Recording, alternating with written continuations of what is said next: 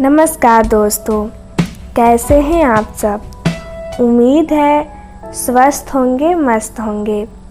मैं सौम्या और आप सुन रहे हैं हमारे YouTube चैनल कहानियों के संगम से। तो आइए सुनते हैं आज की एक नई कहानी है आखिरी जीत। जून का महीना था, बाहर कड़क धूप थी। संजीव अपने गोदाम में बैठकर माल का हिसाब किताब कर रहा था। हिसाब किताब करते करते वो सोच में डूब गया। वो सोचने लगा कि एक दिन उसका बहुत बड़ा गोदाम होगा। वो बहुत अमीर आदमी बन जाएगा। नौकर चाकर, गाड़ी बंगला सब कुछ उसके पास होगा। अचानक उसके कानों में किसी की आवाज़ आई कि भागो भागो, गोदाम में आग लग गई है। इससे पहले संजीव कुछ समझ पाता, गोदाम में काम कर रहे सारे मजदूर भागते हुए बाहर निकले। संजीव के गोदाम में आग लग गई थी। देखते ही देखते संजीव का सारा गोदाम और उसमें रखा माल जलकर खाक हो गया। वो पूरी तरह तबाह हो चुका था। उसे समझ नहीं आ रहा था कि क्या किया जाए। व्यापार के लिए उसने जो काफ़ी कर्ज लिया था, कर्ज देने वाले उसे रोज़ पैसे के लिए परेशान करने लगे। अंततः दुकान बेचकर उसने सभी का कर्ज अदा किया। संजीव के पास अब कुछ बचा ही नहीं था।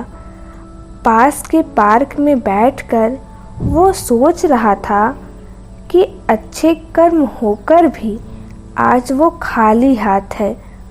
उसने सोचा कि वो जीकर क्या करेगा। उसे मर जाना चाहिए। प्राण देने के लिए जंगल की तरफ जाने का फैसला किया। जैसे ही वो उठा, किसी ने उसकी कलाई पकड़ी और जोर से खींचा।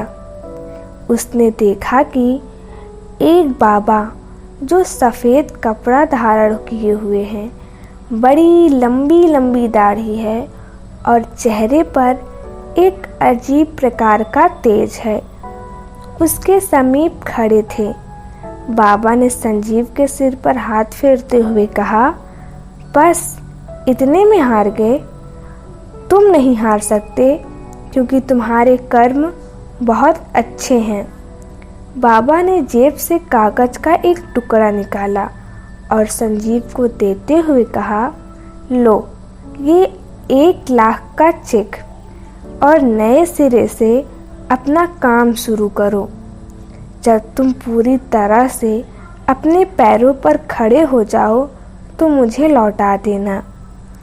संजीव को बड़ी हैरानी हो रही थी कि एक अनजान आदमी उस पर इतना यकीन क्यों कर रहा है, जबकि उसे खुद पर यकीन नहीं। उसने बाबा के दिए हुए चेक को खोल कर भी नहीं देखा और जेब में रख लिया। उसने निर्णय किया कि पहले वो खुद मेहनत करेगा। अगर बहुत ज़रूरी पड़ी तो इस चेक का इस्तेमाल करेगा। उसने कुछ पैसे उधार लेकर दोबारा से काम शुरू किया। देखते ही देखते संजीव का काम चल गया। वो पहले से ज़्यादा अमीर बन गया। उसकी कई दुकानें खुल गई। उसकी मेहनत ने रंग दिखा दिया। वो अथाह धन संपदा का मालिक बन गया था। ठीक 1 साल बाद संजीव उस चेक को लेकर दोबारा वहीं पहुंचा जहां वो बाबा अंतिम बार उसे मिले थे। बाबा ठीक समय पर आ गए थे। संजीव ने बाबा के चरणों में गिरकर अपने उस फैसले के लिए माफ़ी मांगी और वो चेक देने लगा। बाबा ने कहा, खोल कर तो देखो, ये चेक नहीं है। जब संजीव ने उस चेक को खोलकर देखा तो वो एकदम कोरा था। एकदम खाली।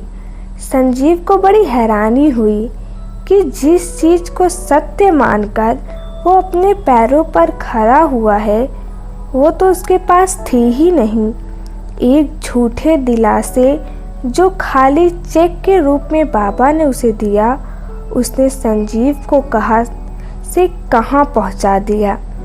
बाबा ने संजीव की तरफ मुस्कुरा कर देखा और कहा, जीवन में हम अपनी क्षमताओं से वाकिफ नहीं होते। जरा सी मुसीबत आ जाने पर हम हार मान जाते हैं, जबकि उससे लड़ने की क्षमता हमारे अंदर पहले से मौजूद होती है।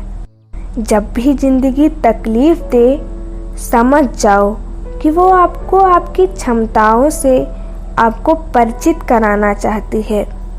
जब हम पूरी क्षमता के साथ मेहनत करते हैं तो ईश्वर भी हमारा साथ देता है। तो कैसी लगी आपको हमारी आज की यह कहानी?